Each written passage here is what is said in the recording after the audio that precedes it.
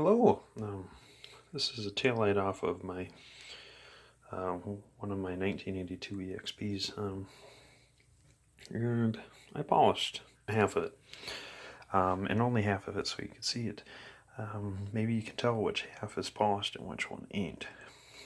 The polished half is this top one here, where you can clearly see the reflection of my lights in my mirror. On the other half, they're obviously quite hazy.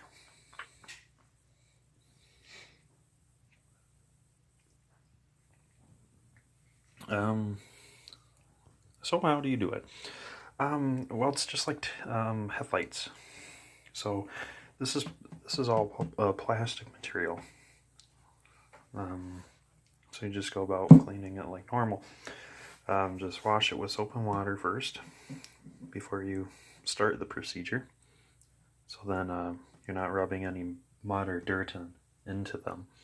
Because what you have to do is, I recommend getting a resurfacing or refurbishing kit, where you get a disc of like 2,000, 3,000 grit sandpaper to go on the end of a drill. Then you also get a foam pad to apply some polish. So you wet sand with the sanding disc on a drill, put on your low speed setting, and then just go to town. Keep the entire surface of the lens wet, and then keep the paper wet. And as you go, it'll start to get hazy like it is down here. So it'll have a very uniform haze to it. Once you do that, you switch to your polishing disc with your polishing compound.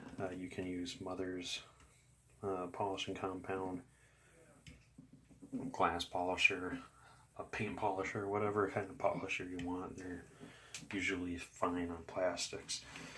And then you just go around with it and you keep working it until it's dry, and it comes out very glossy like this, because you can see it looks kind of wet.